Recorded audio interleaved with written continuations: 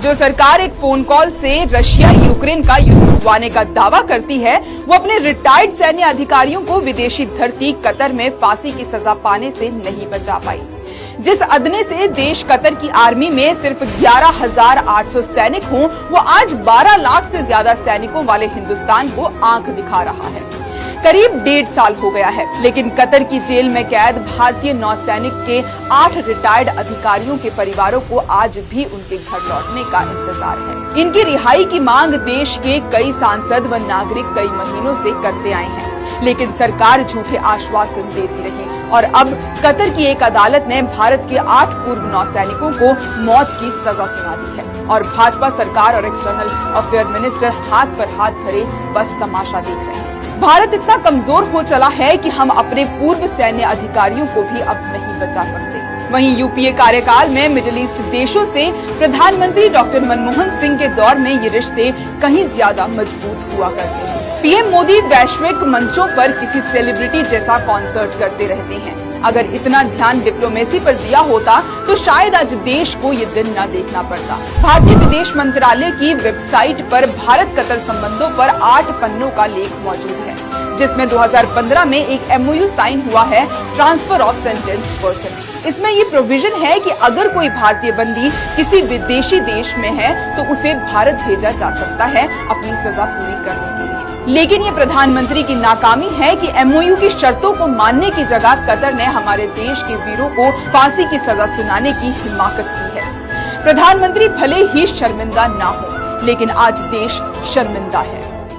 गत 30 अगस्त 2002 से सभापति महोदय, हमारे नौसेना के 8 जो सेवानिवृत्त अधिकारी हैं, उनको कतर में दोहा में सॉलिटरी कन्फाइनमेंट में रखा गया और उनके खिलाफ क्या आरोप है, ना उनको वो आरोप बताए गए हैं, ना उनके परिवारों को वो आरोप बताए गए हैं।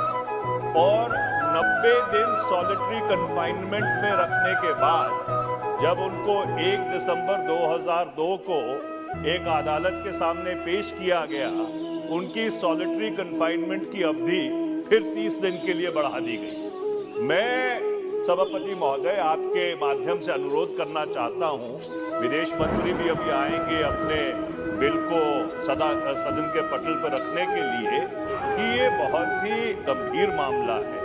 हमने 4 दिसंबर 2002 को नेवी डे मनाया है और ऐसी परिस्थिति में एक पड़ोसी देश में हमारे 8 सेवानिवृत्त नौसेना के अधिकारी अगर 120 दिन से ज्यादा सॉलिटरी कन्फाइनमेंट में हो और ना उनको बताया गया, ना उनके परिवारों को बताया गया और शायद भारतीय दूतावास को भी नहीं बताया गया कि उनके खिलाफ क्या आरोप है, ये बहुत ही एक दुर्भाग्यपूर्ण बात है। मैं आपके माध्यम से सरकार से अनुरोध करना चाहता हूं कि कतर की सरकार के साथ इस मामले को तुरंत उठाया जाए और ये जो 8 लोग हैं इनको रिहा कराकर हिंदुस्तान वापस लाया जाए। कतर में 8 पूर्व भारतीय नौसेना के अधिकारियों को फांसी की सजा सुनाई गई है।